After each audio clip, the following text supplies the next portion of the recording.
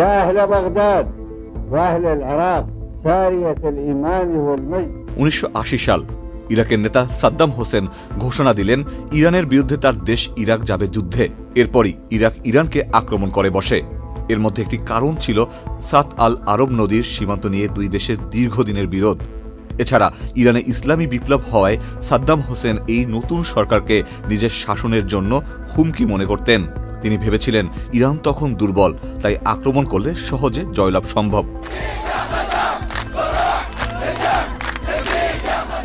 কিন্তু এই যুদ্ধে শুধু সাদ্দাম আর ইরানই জড়িত ছিল না, পর্দার আড়ালে একটি শক্তি নীরবে চাল ছিল। তাদের নাম ইসরায়েল। কেন ইসরায়েল ইরানের সঙ্গে হাত মেলাবে? যে ইরান 1979 সালে ইসলামিক বিপ্লবের পরে প্রকাশ্যে ইসরায়েলের বিরোধিতা করত।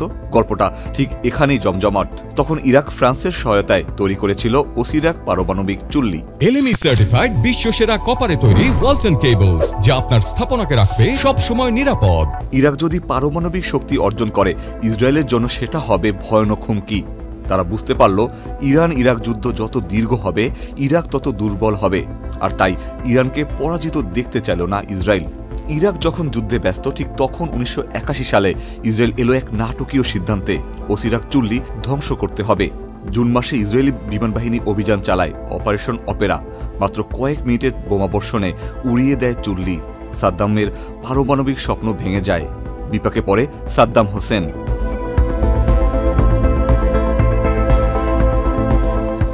এটা শুধু ইরানকে নয়, পুরো বিশ্বের রাজনীতিকে নাড়িয়ে দেয়। এদিকে সেই সময় ইরান কঠিন সংকটে ছিল। ইরাক তখন তেল রপ্তানি বন্ধ করে দেয়, সেনাবাহিনী ছিল বিভক্ত। এই সুযোগে ইসরায়েল আমেরিকার মধ্যে শুরু হয় গোপন অস্ত্র বিক্রির পরিকল্পনা। ইরান তখন প্রকাশ্যে ইসরায়েল ধ্বংস স্লোগান দিচ্ছিল, কিন্তু বাস্তবে তারা ইসরায়েলি অস্ত্র কিনছিল, রকেট, মিসাইলের যন্ত্রাংশ, ট্রাঙ্কের খুচরা যন্ত্রপাতি। ইসরায়েলি অস্ত্র বিক্রি 1981 থেকে 1983 সালের মধ্যে আনুমানিক $50 কোটি পৌঁছেছিল।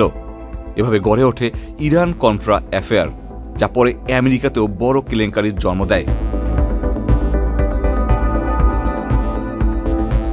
ইসরায়েলের উদ্দেশ্য ছিল একটাই, সাদ্দামকে ব্যস্ত রাখো, দুর্বল রাখো, কারণ এই ব্যক্তি ইসরায়েলের অস্তিত্বের জন্য সবচেয়ে বড় হুমকি।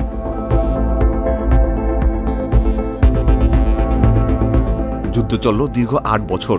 10 লাখেরও বেশি মানুষ হতাহত হল। শেষ পর্যন্ত 1988 সালে যুদ্ধ থামল, কিন্তু কোনো পক্ষ বড় জয় পায়নি।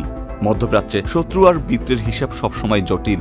যার সাথে আজ শত্রুতা, কাল তার সাথেই গোপনে হাত মেলানো যায়। আর ইসরায়েল, তারা সবসময় পরিস্থিতির ভেতরে সুযোগ খুঁজে বের করতে ওস্তাদ। Ikhtiyar Ferdous, channel I.